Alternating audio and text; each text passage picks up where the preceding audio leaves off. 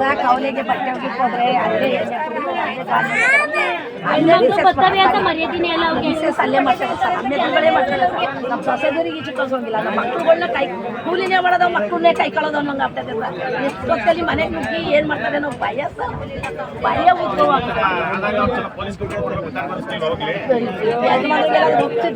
Scooter ಓಡ್ತಾರಲ್ಲ ಏನು ಕೂಗಾಡೋದು sir, ನಾವು ಒಬ್ರಿರ್ತೀವಿ ಹೊಂಟೋಗಿರ್ತಾರಲ್ಲ sir. Railway track ಪಕ್ಕದಲ್ಲಿ ಸರ್, ರೈಲ್ವೆ ಟ್ರ್ಯಾಕ್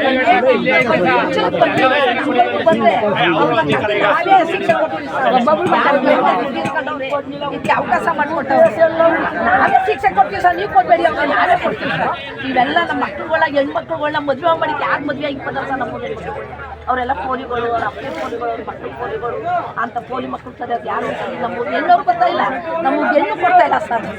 ಆಮೇಲೆ ನಮ್ಗಂತೂ ತಿರ್ಗಾಡಿಕೆ ಭಯ ಆಗ್ಬಿಟ್ಟದೆ ಸರ್. 11 ಗಂಟೆ 1 ಗಂಟೆ ರಾತ್ರಿ ಆದರೂ ಬರೀ ಗಲಾಟೆ, ಬಾಜು ಕೊಡ ನೀರು ಕೊಡಲ್ಲ ಸರ್. ಗಾರ್ಮೆಂಟ್ಸ್ಗೆ ಹೋಗಿದ್ರೆ ನಾವು ಗಾರ್ಮೆಂಟ್ಸ್ ಇಂದ ಬಂದಿದ್ರೆ ಗಂಟಿರು ಕುಡಿದ್ಬಿಟ್ಟು ರೋಡಲ್ಲಿ ಇಟ್ಕೊಳ್ಳೋದು, ಚಟಿ ಬಿಚ್ಚಾಕೋದು, ಎಲ್ಲೋಗಿದ್ರು ನಿಮ್ಮ ಮುಂಡಾರ ಅನ್ನೋದು, ಅವ್ರಿಗೆ ಮತ್ತೆ ಕೇಳೋದು, ಕುಡಿಯೋದು, ತಂದು ರೋಡಲ್ಲಿ ಬಿತ್ಕೊಳ್ಳೋದು. ನಮಗೆ ಬೇಕಾಗಿಲ್ಲ ಸರ್. ನಮ್ಮ ಮಕ್ಕಳು ನಮಗೇ ಕೊಡ್ತಾ ಇಲ್ಲ ಸರ್, ಮನೆ ಒಳಗೆ ನಮಗೇ ಕೊಡ್ತಾ ಇಲ್ಲ ಸರಿ. ಮನೆ ಇದು ಜಾಗ ತಗೊಂಡು ವಾಸ ಮಾಡಿದ್ದಾರೆ, ಈ ಕಡೆ ಜಾಗ ತಗೊಂಡು ವಾಸ ಮಾಡಿದ್ದಾರೆ.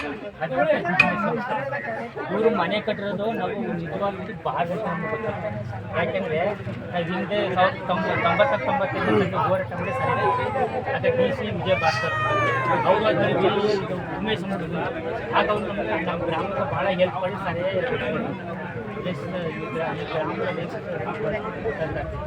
ಇವರು ಇವರು ಮೈಸೂರು ಯಾವ ಏನು ಇವರು ಬಾರ್ ಮಾಡ್ಕೊಂಡು ಈಗ ನಮ್ಮ ತಾಯಿಯಂದ್ರೆ ಹೆಣ್ಮಕ್ಳೆಲ್ಲ ಹೋಗ್ತಾರೆ ಸತ್ಯ. ಯಾಕೆಂದರೆ ಅವರು ಈಗ ಅಕ್ಕಟ್ಟಂಗೆ ನಮ್ಮವರೇ ಅವ್ರಿಗೆ